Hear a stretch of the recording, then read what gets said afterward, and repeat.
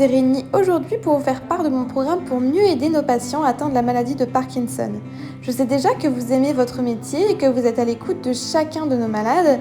Ce programme va nous permettre de les aider davantage et les aider à mieux vivre au quotidien avec cette maladie. Nous accueillons ainsi des patients divers, mais je voulais mettre l'accent sur les malades parkinsoniens. Je vais vous encourager à suivre des formations et à décrire tout d'abord ce qu'est la maladie de Parkinson et ses différents symptômes, puis nous verrons comment adapter leur alimentation en fonction de leur capacité de mastication et de dyskinésie, et enfin comment améliorer leur environnement pendant les repas. Tout d'abord, votre formation. Même si vous avez déjà acquis beaucoup d'expérience, je pense que des formations complémentaires peuvent être nécessaires.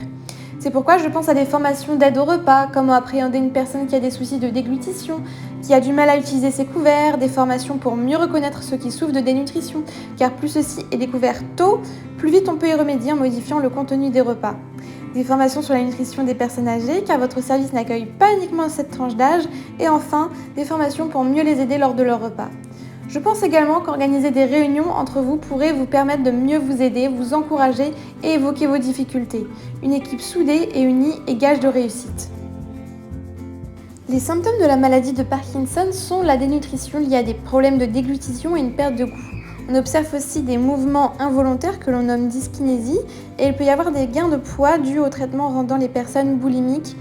Et enfin, les malades souffrent de nausées, vomissements et constipation en fonction de leur réaction au traitement. À leur arrivée, il faudra organiser un entretien individuel avec le patient afin de mieux connaître ses goûts et ses problèmes lors de la prise de repas. Vous trouverez des annexes avec des exemples de questionnaires.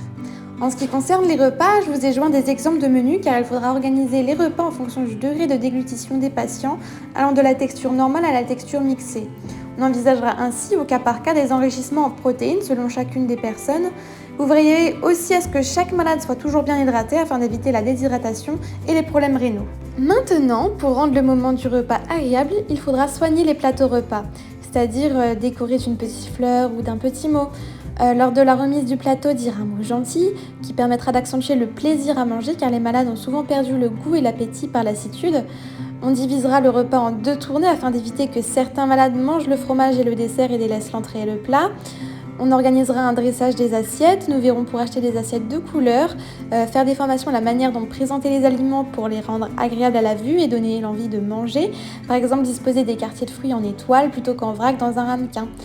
Avant les repas, nous allons placer quelques diffuseurs à huile essentielle pour stimuler l'appétit et créer une ambiance sereine, comme par exemple l'huile essentielle de citron.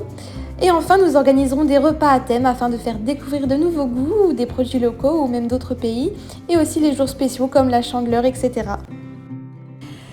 Pour faciliter la prise des repas aux malades souffrant de dyskinésie, nous utiliserons des couverts adaptés comme les assiettes à butée, les assiettes à rebord, des sets de table antidérapants, des couteaux à lame courbe et des verres à encoche nasale tels que vous pouvez voir ici en photo. Voilà donc mon programme pour améliorer l'alimentation chez les personnes souffrant de la maladie de Parkinson.